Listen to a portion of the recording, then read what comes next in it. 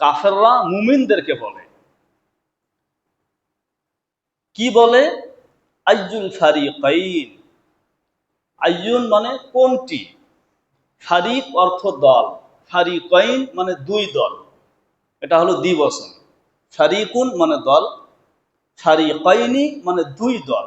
তাহলে আইয়ুল ফারিকাইনি, দুই দলের কোনটি? দুই দল বলতে একটা তো তোমরা যারা মোহাম্মদের উপর ঈমান এনেছো, সব সমাজের নিম্ন শ্রেণীর মানুষ, খাইতে পারো না, দরিদ্র, যাদের কোনো দাম নাই, যাদের কোনো সম্মান নেই, যাদের ডাকে কেউ আসে না, যাদের মজলিসে কেউ উপস্থিত হয় না, এই যে তোমরা যারা নিম্ন শ্রেণীর মানুষ, হতদরিদ্র মানুষ, দু একজন তো বাদে, তোমরা যারা মোহাম্মদের উপর ঈমান এনেছো, তোমাদের এই দলটা আর আমরা যারা মোহাম্মদের প্রতি ঈমান আনি নেই, মানে কাফেররা বলতো, আমাদের দলটা, তা তোমাদের দল আর আমাদের দল, এই দুই দলের কোন দল খায়রুন শ্রেষ্ঠ, মাকামান অর্থ সম্পদে, ঠাটবাটে, আলিশান বাড়ি ঘরে, ওয়া এবং আহসানু শ্রেষ্ঠ, নাদিজা মজলিসের দিক থেকে। নাদিজা বলতে কি? আমরা যেরকম বলি না বাংলায় বৈঠক ঘর, কি ঘর বলি? বৈঠক ঘর বা পরামর্শ ঘর। দেখা যায় সমাজের সমাজপতি, তার বাড়ির সামনে একটা কি থাকে, একটা ঘর থাকে, যেই ঘরে মিটিং ডাকে, বলা যায় মিটিং ঘর বলা যেতে পারে। সেখানে সে ডাক দিলে এলাকার গণ্যমান্য লোকেরা আসে, সে পরামর্শ করে, পরামর্শ ঘর, মিটিং ঘর। তো আরবিতে এটাকে বলা হয় দারুন নাদওয়া, নাদওয়াতুন। নাদওয়াতুন মানে এমন একটা ঘর, যেই ঘরে মানুষ সমবেত হয় বিভিন্ন জরুরি কাজে পরামর্শ করার জন্য। তো সেই সময় কাফেরদের এরকমের একটা পরামর্শ ঘর ছিল, যেটাকে সিরাতের কিতাবে, হাদিসের কিতাবে বলা হয়েছে দারুন নাদওয়া। অন্যদিকে হযরত নবী পাক সাল্লাল্লাহু আলাইহি ওয়াসাল্লাম আত্মগোপনে থেকে, সংগোপনে, ওই যে মসজিদে হারামের পাশেই দেখবেন একটা আছে দারে আরকাম, হযরত আরকাম রাদিয়াল্লাহু আনহুর বাড়ি, ওই আরকামের বাড়িটা ছিল নবীজি এবং নবীজির প্রতি যারা ঈমান এনেছেন তাদের সমবেত হওয়ার জায়গা। এটা হচ্ছে মুমিনদের, আর ওইদিকে ওদেরটা হচ্ছে দারুন নাদওয়া। তো তারা এটা বলতেছে তোমাদের তো একটা ঘর আছে, তোমাদের ওই ঘরে কারা উপস্থিত হয়, আর দেখো আমাদের ওই দারুন নাদওয়াতে কারা উপস্থিত হয়। আমরা কিরকম বাড়িতে থাকি, কত ধন সম্পদ আমাদের আছে, আর তোমাদের কি আছে? তার মানে আমরাই উত্তম। তার মানে কি? আমরাই উত্তম, তোমরা শ্রেষ্ঠ নও। সেটাই বলতেছে, আমি আবারও তর্জমা করছি। ক্বালাল্লাযীনা কাফারু লিল্লাযীনা আমানু, ক্বালাল্লাযীনা কাফারু, কাফেররা বলে, লিল্লাযীনা আমানু মুমিনদেরকে, আইয়ুল ফারিকাইনি, দুই দলের কোনটি, খায়রুন শ্রেষ্ঠ, মাকামা অর্থ সম্পদে, জাকজমকে, আলিশান বাড়ি ঘরে, ওয়া এবং আহসানু উত্তম, নাদিজা মজলিসের দিক থেকে। কাদের মজলিস উত্তম? কার মজলিসে দামি দামি লোকরা আসে? এটা তো হলো কোরআনে কারিমের আয়াত। সেই সময় কাফেরদের নীতি ছিল এটা, তাদের স্বভাব ছিল এটা। তারা যখন কোনো কিছুতে হেরে যেত, তাদের সম্পদ, তাদের ক্ষমতা তাদেরকে অহংকারী করে উঠাতো, তখন তারা দুর্বল মুমিনদের প্রতি অহংকার প্রদর্শন করে বলতো, তোমাদের কোনো বেল আছে নাকি, আমরাই জানি। এক ধরনের একটা মানে হেয়পূর্ণ একটা আচরণ করতো, এবং তারা তাদের সম্পদকে, তারা তাদের ক্ষমতাকে তাদের শ্রেষ্ঠত্বের কারণ মনে করত। তারা মনে করতো তারাই জানে। ওই সমস্ত কাফেরদের এই স্বভাবটা আজও কিন্তু আমাদের সমাজে এক শ্রেণী মানুষের মধ্যে আছে। কেউ কষ্ট পাবেন না, সত্য বলতে এটাই। আমাদের সমাজেও কিন্তু কিছু মানুষ দেখবেন, তাদের অর্থ, তাদের ক্ষমতা তাদেরকে অহংকারী করে তোলে। ওরা নিজেদেরকে আর মানুষ মনে করে না, মানুষের উপরে কিছু একটা মনে করে, নিজেদেরকে মানে অপরদেরকে মানুষ মনে করে না, তারা মনে করে তারাই শুধু মানুষ, মানে যা ইচ্ছা তাই আচরণ করে। এবং দেখবেন, এই কথাটা আমি বলেই ফেলি, মাদ্রাসার তালেবে ইলম বিশেষ করে যারা পড়াশোনা করে, এটা একটা মানে চিরাচরিত ইসলামের নিয়ম। সেই সময়ও ইসলামটা বাদা গরিবা, সেই সময় নবীজির প্রতি যারা ঈমান এনেছিলেন তারা কিন্তু দুর্বলই ছিলেন। কি ছিলেন? দুর্বলদেরকে দিয়েই কিন্তু ইসলামটা প্রতিষ্ঠিত হয়েছে। চাকর, গোলাম, তাদের মাধ্যমে, গরিব দুঃখী এরকম মানুষের মাধ্যমে সিংহভাগটা ছিল এরকম। এখন দেখবেন যারা মাদ্রাসায় পড়াশোনা করে এরাও ছাত্র অন্যান্য সময় কিভাবে দুর্বল হয়।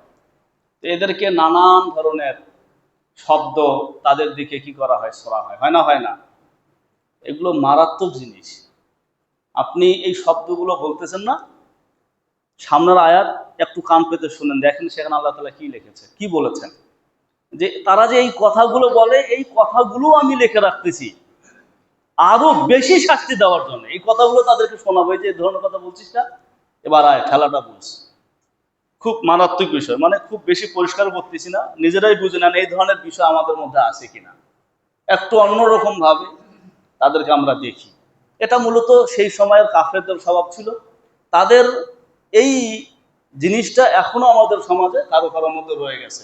কিছু একটা হইলে আমরা তখন ওই জায়গায় চলে যাই, ক্ষমতাটা দেখাই, পাওয়ার দেখাই, আমার এই আছে, আমার সেই আছে, তখন প্রতিপক্ষকে ঘায়েল করার চেষ্টা করি এই বিষয়গুলোকে সামনে এনে। অথচ এগুলো বিষয় সামনে আনার মতো বিষয় নয়। যে কোনো মুহূর্তে আল্লাহ চাইলে কিন্তু সিনাইও নিতে পারে, এবং আমাদের সামনে এরকম নজিরও আছে অনেক। তো যাই হোক, তারা সেই সময়ের দুর্বল সাহাবাদেরকে ধোঁকা দেওয়ার জন্যে, তাদেরকে ইমানের জায়গায় আরো দুর্বল করার জন্যে, তাদের মনোবলকে নষ্ট করে দেওয়ার জন্য তারা বলতো আমাদের সম্পদ আছে, আমাদের ক্ষমতা আছে, তোমরা তো হকের উপরে থাকলে তোমাদের এগুলো থাকার কথা।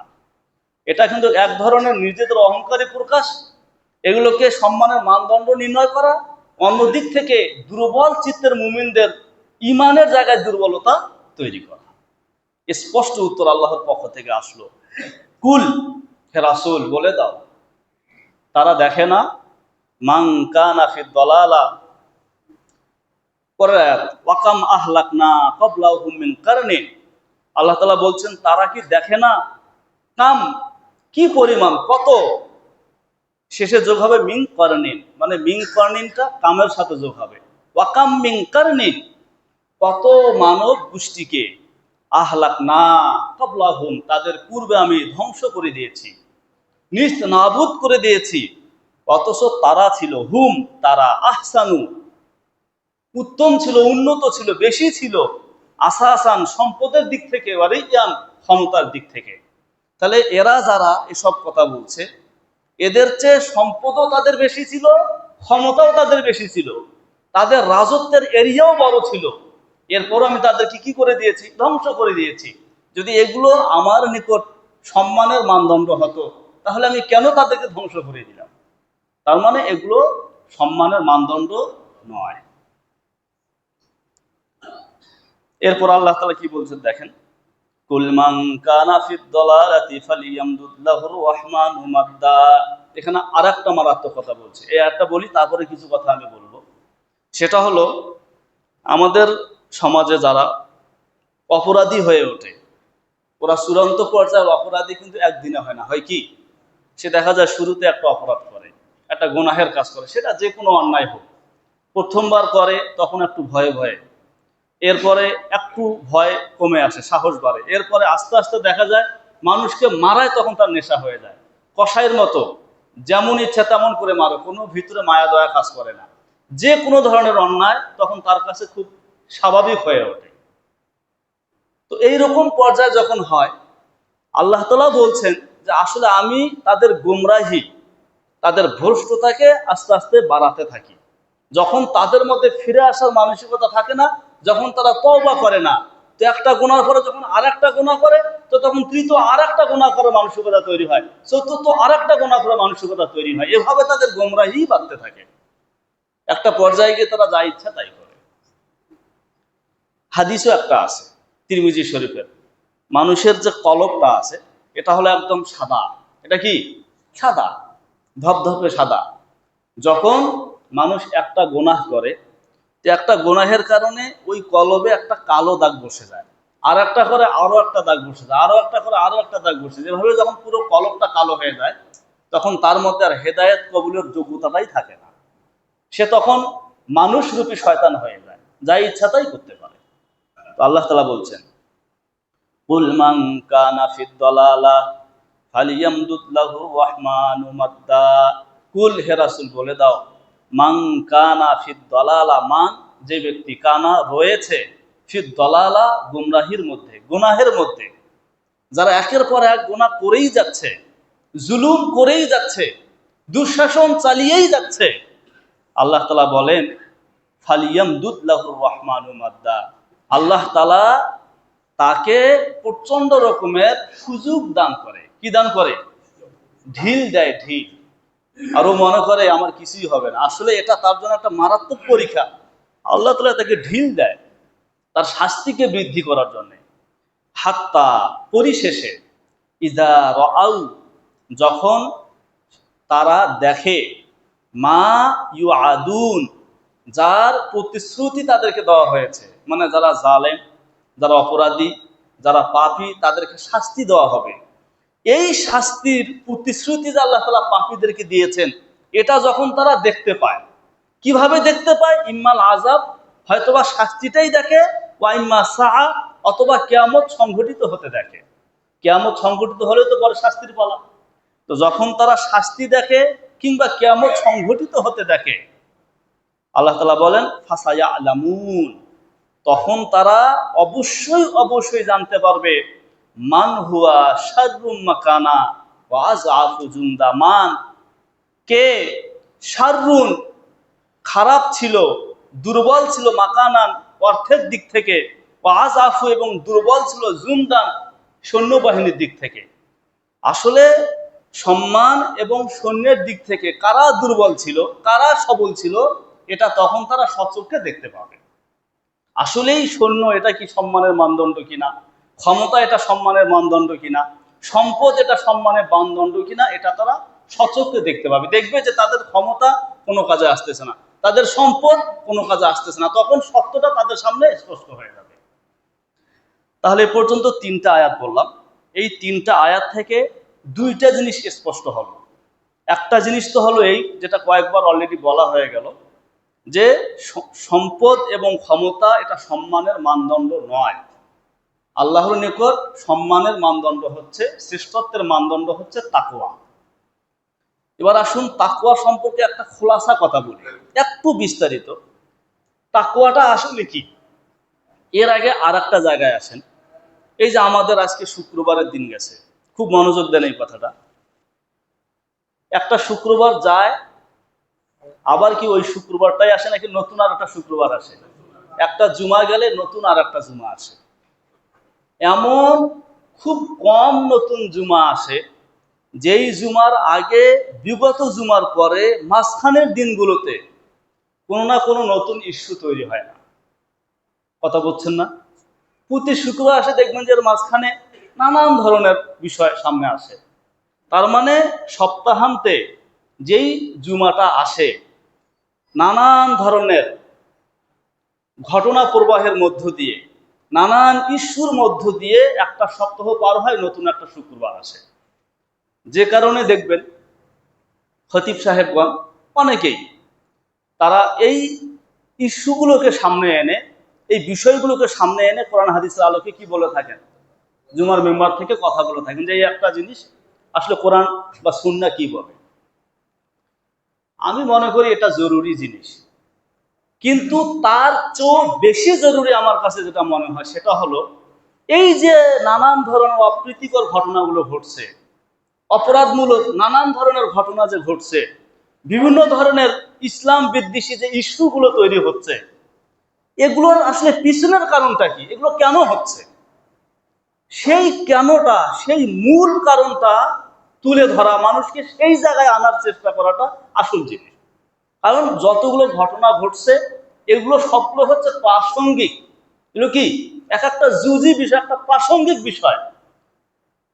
এর আগে মূল বিষয়টা মানুষের সামনে তুলে ধরা দরকার, যেটা ঠিক হয়ে গেলে এই প্রাসঙ্গিক বিষয়গুলোর সামনেই আসবে না।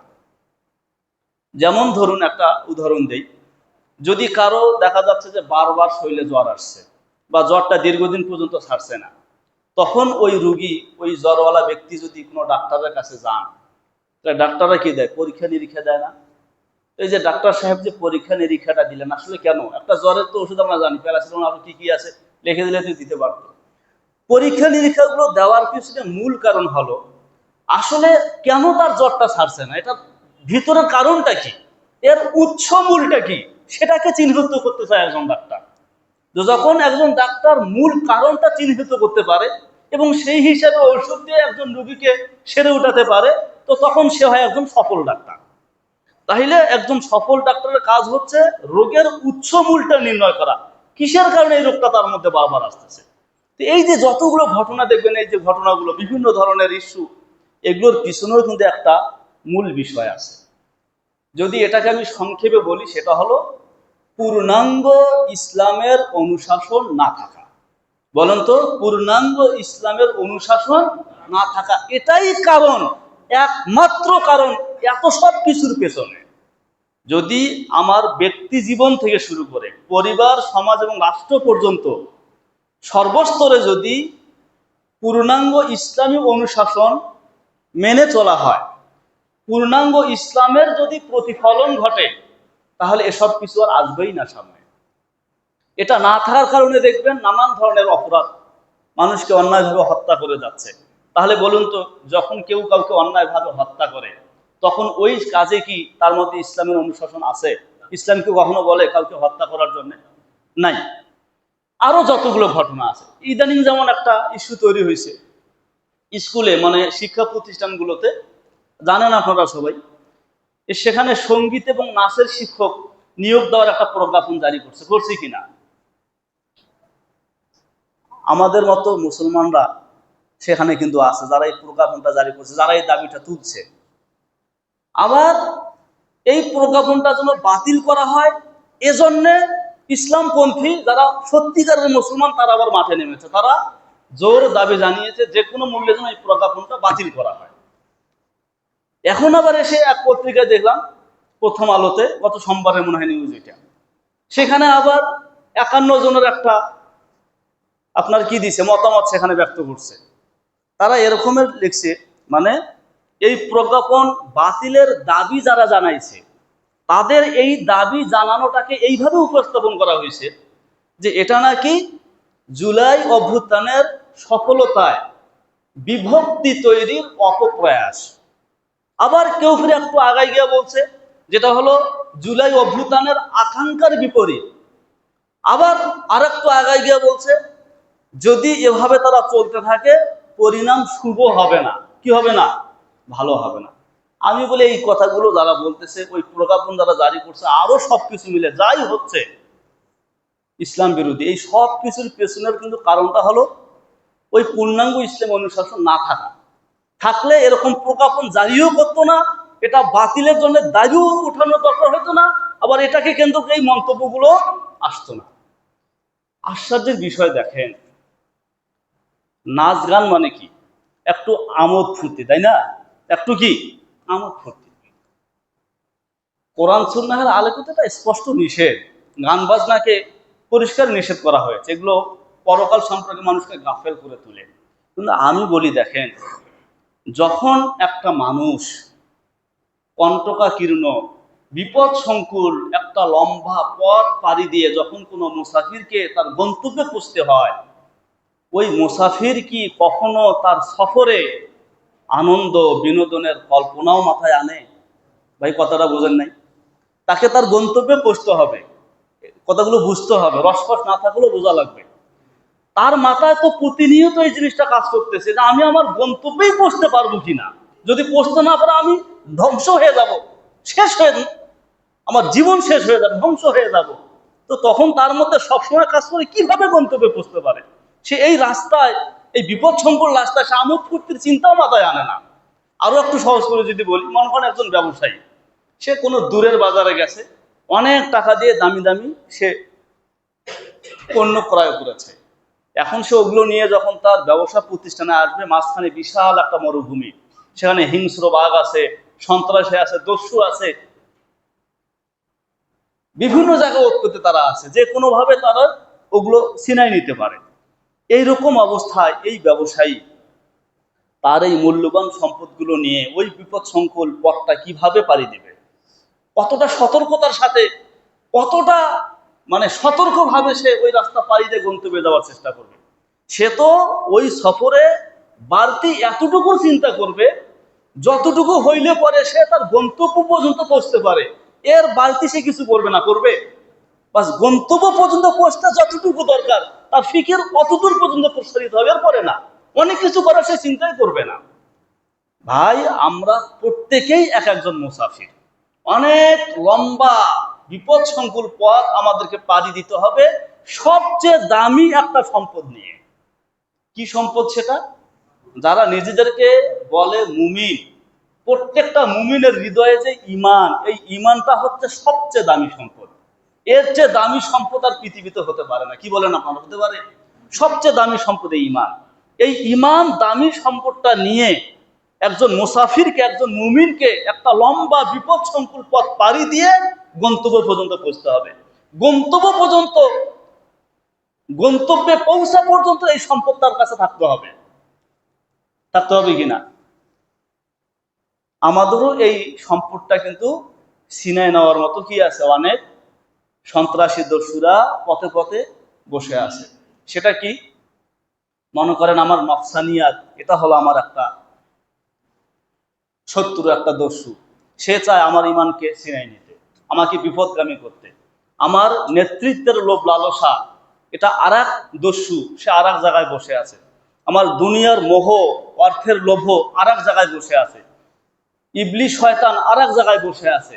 মানুষ শয়তান আর এক জায়গায় বসে আছে। আমার দলের শয়তান আর এক জায়গায় বসে আছে। আমার নেতার শয়তান আর এক জায়গায় বসে আছে। এরকম নানান ধরনের শত্রু উৎপত্তি বসে আছে আমার ইমানকে ছিনায় নেওয়ার জন্য। এই সব কিছুকে ফাঁকি দিয়ে খুব সতর্কতার সাথে এই ঈমান নিয়ে কিন্তু আমার পথ চলা, আমার গন্তব্যের দিকে যাওয়া।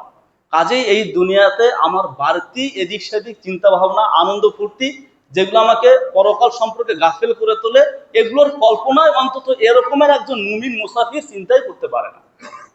অথচ এটা নিয়ে কিন্তু কত কিছু শুরু হয়েছে। তার মানে এদের সামনে আখিরাতও নাই, এদের সামনে কি নাই, পরকালও নাই। যাই হোক, যে কথাটা আমি বলতেছিলাম, এই সব কিছুর মূলে কিন্তু পূর্ণাঙ্গ ইসলামের অনুশাসনটা না থাকা। অথচ এটা কত জরুরি, দুইটা আয়াত বলে আমি আলোচনা শেষ করি। একটা আয়াত, সেটা হলো সূরা বাকারা আয়াত নং 208। বলেন, সূরা বাকারা আয়াত নং 208। আর একটা আয়াত সূরা আলে ইমরান আয়াত নং 102। মারাত্মক একটা ব্যাখ্যা আজকে শোনাবো। দুই আয়াত একখানে করলে কি ব্যাখ্যা আসে? প্রথমে আসুন সূরা বাকারার 208 নম্বর আয়াত। আল্লাহ তাআলা কি বলেছেন? ইয়া আইয়ুহাল্লাযীনা আমানু দুখুলু ফিস সিলমি কাফা ওয়ালা তাত্তাবিউ খুতুওয়াতিশ শাইতান ইন্নাহু লাকুম আদুউম মুবিন। এর অর্থ কি দাঁড়ালো? ইয়া আইয়ুহাল্লাযীনা আমানু উদখুলু ফিস সিলমি কাফা। হে মুমিনগণ, তোমরা পূর্ণাঙ্গ ইসলামে প্রবেশ করো। অথবা তর্জমা করেন, পরিপূর্ণ রূপে ইসলামে প্রবেশ করো। ব্যাখ্যায় যাওয়ার সময় নেই, শুধু দুইটা অর্থ বললাম। একটা অর্থ হচ্ছে পূর্ণাঙ্গ ইসলামের ভিতর প্রবেশ করো, আর একটা হলো পরিপূর্ণ রূপে ইসলামে প্রবেশ করো। যখন তুমি পূর্ণাঙ্গ ইসলামে প্রবেশ করবে কিংবা করতে চাইবে, তখন তোমার প্রধান কাজ হয়ে দাঁড়াবে ওয়ালা তাত্তাবিউ খুতুওয়াতিশ শাইতান। তোমরা শয়তানের পথ অবলম্বন করবে না। সে শয়তান মানুষ শয়তান হতে পারে, সে শয়তান ইবলিশ শয়তান হতে পারে, সে শয়তান আরো নানানজন হতে পারে। মোট কথা, যার পিছনে গেলে, যার কথা শুনলে আপনি সঠিক পথ থেকে বিচ্যুত হন, সেই হচ্ছে শয়তান। তার ডাকা পথ হচ্ছে শয়তানের পথ। তো আল্লাহ তাআলা বললেন, তুমি যদি পূর্ণাঙ্গ মুমিন হতে চাও, মুসলিম হতে চাও, পূর্ণাঙ্গ ইসলামের ভিতরে যদি প্রবেশ করতে চাও, তাহলে শয়তানের পথ অনুসরণ করা যাবে না। শয়তানের পথ অনুসরণ না করে পূর্ণাঙ্গ ইসলামে প্রবেশ করতে হবে। এটা আল্লাহ তাআলার একবারে কড়া নির্দেশ। চলুন আর একটা আয়াত শুনি, সেখানে কি বলে। সূরা আলে ইমরান আয়াত নং 102।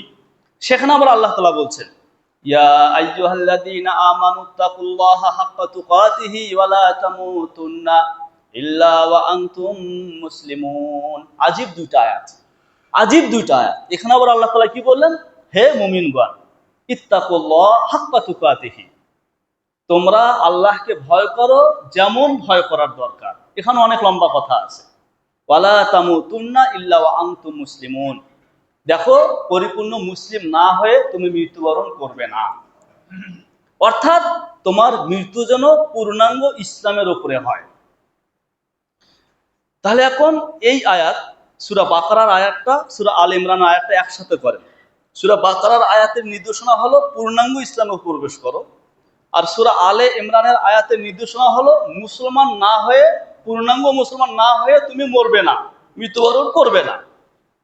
তাহলে দুই আয়াতকে একসাথে করলে যেটা অর্থ দাঁড়ায় সেটা হলো এই, কেমন যেন আল্লাহ তাআলা এই কথাটাই, এই একটা বার্তা স্পষ্ট করে দিলেন, সেটা হলো পূর্ণাঙ্গ ইসলামে প্রবেশ করো, আর এই পূর্ণাঙ্গ ইসলামকে মরণ পর্যন্ত মেনে চলো।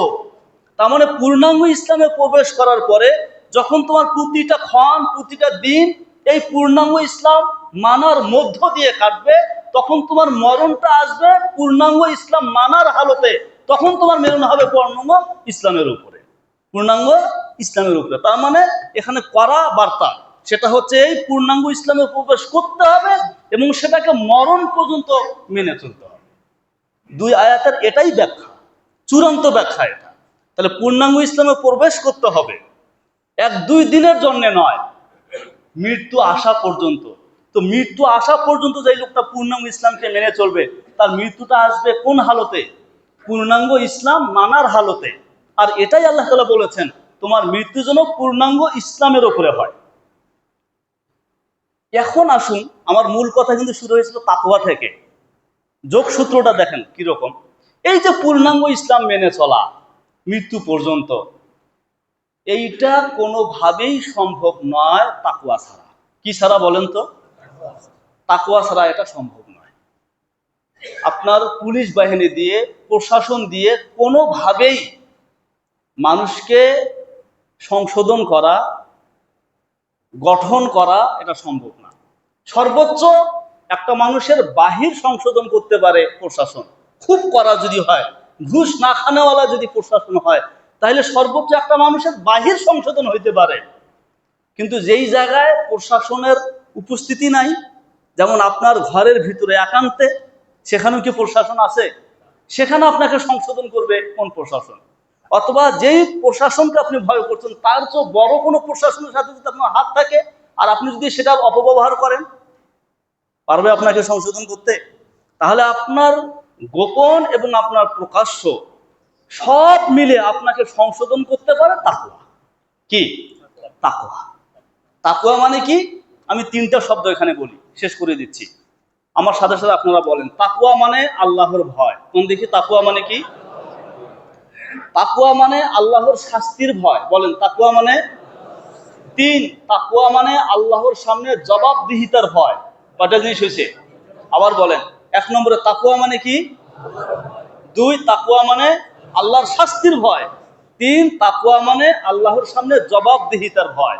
এবং এমন ভয়, যেই ভয়টা আপনাকে প্রকাশ্যে এবং গোপনে আল্লাহর বিধান মানতে বাধ্য করবে, আল্লাহর অবাধ্য হওয়ার থেকে বিরত রাখবে, এই রকমের ভয়, এইটার নাম তাকওয়া। এটার নাম কি? এই তাকওয়া ছাড়া পূর্ণাঙ্গ ইসলাম মেনে চলা সম্ভব না। আবার দেখেন, ইসলাম বলেন আর তাকওয়া বলেন, এই দুইটার কোনো ভ্যালু নাই কি ছাড়া? ঈমান ছাড়া। ঈমান নাই, তাকওয়ার দাম আছে? ঈমান নাই, আপনার নামাজ রোজার দাম আছে? তাহলে পূর্ণাঙ্গ ইসলাম মেনে চলা নির্ভর করে তাকওয়ার উপর, তাকওয়া নির্ভর করে ঈমানের উপর। আজীব। এবার শোনেন আয়াতটা কেমন সুন্দর লাগে। এ কারণে আল্লাহ তাআলা সূরা আলে ইমরানের 102 নম্বর আয়াতকে এমন ভাবে সিটিং দিলেন, ইয়া আইয়ুহাল্লাযীনা আমানু, প্রথমে নিয়ে আসলেন ঈমান, মানে হে ঈমানদারগণ, কারণ মূলেই কি? ঈমান। এরপরে বললেন ইত্তাকুল্লাহ হাক্কা তুকাতিহি, আল্লাহকে ভয় করো, ভয় করার মতো, তাকওয়ার ব্যাপারটা আনলেন। এরপরে বললেন ওয়ালা তামুতুন্না ইল্লা ওয়া আনতুম মুসলিমুন, পূর্ণাঙ্গ মুসলিম না হয়ে তুমি মৃত্যুবরণ করবে না। তাহলে পূর্ণাঙ্গ ইসলামের আগে এনেছেন তাকওয়া, তাকওয়ার আগে এনেছেন কি? ঈমান। ঈমান মূল, এরপরে ইসলাম, এটাকে পালন করার জন্য দরকার তাকওয়া, মাঝখানে নিয়ে আসলো তাকওয়া। ইয়া আইয়ুহাল্লাযীনা আমানু, হে মুমিনগণ, ইত্তাকুল্লাহ হাক্কা তুকাতিহি, আল্লাহকে যেভাবে ভয় করার দরকার সেভাবে ভয় করো। ওয়ালা তামুতুন্না ইল্লা ওয়া আনতুম মুসলিমুন, পূর্ণাঙ্গ মুসলিম না হয়ে তুমি মরবে না, মানে তোমার মৃত্যু যেন পূর্ণাঙ্গ ইসলামের উপরে হয়। সেটা কখন সম্ভব হবে? যখন তুমি পূর্ণাঙ্গ ইসলাম মেনে চলবে, স্বাভাবিক তোমার মৃত্যু ওই অবস্থায় আসবে। তাহলে তাকওয়ার প্রয়োজনীয়তা কি? স্পষ্ট হয়ে গেল যে তাকওয়ার প্রয়োজনীয়তা হলো এই যে তাকওয়া ছাড়া পূর্ণাঙ্গ ইসলাম মেনে চলা যায় না। আর পূর্ণাঙ্গ ইসলামের অনুশাসন ছাড়া কোনোভাবেই একটা সাম্যপূর্ণ, একটা সুস্থ সমাজ, রাষ্ট্র, একটা দুর্নীতিমুক্ত রাষ্ট্র তৈরি করা সম্ভব নয়। একমাত্র ইসলামই পারে এমন একটা সুন্দর রাষ্ট্র ব্যবস্থা দিতে। তার প্রমাণ আধা সেকেন্ডে একটা কথা বলি, ইসলাম যে এই কাজটাতে সফল, ইসলাম তার এই সফলতার স্বাক্ষর ১৫০০ বছর আগে সারা বিশ্বের সামনে, সারা বিশ্বের মানুষের চোখে আঙ্গুল দিয়ে দেখিয়ে দিয়েছে ইসলাম এই জায়গাটাতে যে সফল। এটা কিভাবে? ওই যে জাহিলি যুগটা, যেই যুগের মানুষগুলো ছিল ইতর এবং বর্বর, সেই যুগটা, সেই যুগের বর্বর মানুষগুলা একমাত্র সোনালী যুগে এবং সোনালী মানুষে পরিবর্তন হয়েছে এই পূর্ণাঙ্গ ইসলাম মানার মধ্য দিয়ে। কত নিকৃষ্ট যুগ ছিল, এর আগে এরকমের নিকৃষ্ট যুগ ছিল না। সেই যুগটাকে সর্বোৎকৃষ্ট যুগে পরিণত করছে, সেই যুগের মানুষগুলোকে মডেল বানাইছে। আমিনু কামা আমানান নাস, কিয়ামত পর্যন্ত সমস্ত মানুষের ইমানের মডেল সাহাবাদের ইমান। তাদের ব্যাপারে বলা হয়েছে রাদিয়াল্লাহু আনহুম। রাদিয়াল্লাহু আনহুম এই লকব দ্বারা তারা ভূষিত হয়েছে। আব্দুল্লাহ ইবনে মাসউদের হাদিস, মিশকাত শরীফে এসেছে হাদিস নম্বর ১৯৩ যদি কেউ কারো কোনো আদর্শ অনুসরণ করতে চায়, একমাত্র ওরা আছে সাহাবা ইকরাম, ওদের আদর্শ অনুসরণ করতে হবে। আরে যেই লোকগুলো এরকম ছিল, সেই লোকগুলো এরকম হইল কিসের কারণে? ইসলামের কারণে। তার মানে ইসলাম এটা পারে, ইসলাম দ্বারা এটা সম্ভব। এটা ইসলাম আরো ১৫০০ বছর আগে স্পষ্ট করে দেখিয়ে দিয়েছে। অতএব আজও কিয়ামত পর্যন্ত যদি কেউ সুস্থ সমাজ ব্যবস্থা চায়, দুর্নীতি মুক্ত রাষ্ট্র ব্যবস্থা যদি চায়, একটাই পথ খোলা, সেটা হলো ইসলামী অনুশাসন, কোরআন সুন্নাহের অনুশাসন, প্রতিটা ক্ষেত্রে কোরআনের প্রতিফলন, এর আর কোনো কি নাই, বিকল্প নেই। এটার জন্য দরকার তাকওয়া। এটার জন্য দরকার কি? তাকওয়া। এই তাকওয়াটাই হচ্ছে আল্লাহর কাছে কারো সম্মানিত হওয়ার, কারো শ্রেষ্ঠ হওয়ার, প্রিয় পাত্র হওয়ার একমাত্র কি মানদণ্ড। হযরত বেলাল হাবশী রাদিয়াল্লাহু আনহু, ইসলামের ইতিহাসে সর্বপ্রথম আজানের ধ্বনি যার কণ্ঠে বেজে উঠেছে, বলেন তিনি কে? নবীজি মেরাজে যখন জান্নাতে গিয়েছিলেন, জান্নাতে যার হাঁটার আওয়াজ শুনেছিলেন তিনি কে? বেলাল হাবশী রাদিয়াল্লাহু। অথচ তিনি কথাকার ছিলেন, কুৎসিত ছিলেন, গায়ের চামড়া কালো ছিল, তিনি হাবশী ছিলেন, গোলাম ছিলেন, অথচ তার সম্মান এত বেড়ে গেল। একমাত্র কারণ কি? তাকওয়া। কারণ কি? তাকওয়া। একটা বিষয় স্পষ্ট হলো যে তাকওয়াই আল্লাহর কাছে প্রিয় পাত্র হওয়ার মানদণ্ড। আর একটা বিষয় হচ্ছে, যারা গুনাহের কাজ করতে থাকে আল্লাহ তাদেরকে সাময়িকভাবে ঢিল দেয়। এই ঢিল দেওয়াটাকে সে যেন সুযোগ মনে করে না নেয়, সে যেন মনে করে নেয় এটা আমার জন্য আল্লাহর পক্ষ থেকে পরীক্ষা, আমার ফিরে আসা উচিত। আর না হয় একটা সময় ঠিক আল্লাহ তাআলা তাকে ধরবেন, তাকে লাঞ্ছিত অপদস্থ করে ছাড়বেন। আল্লাহ আমাদের সকলকে এখন এই মুহূর্তে আমাদের গুনাহের থেকে ফিরে আসার তৌফিক দান করুন, এবং আল্লাহর কাছে প্রিয় পাত্র হওয়ার যে মানদণ্ড তাকওয়া, এই তাকওয়া আল্লাহ তাআলা আমাদেরকে দান করুন। ওয়া আখিরু দাওয়ানা আলহামদুলিল্লাহি রাব্বিল আলামিন।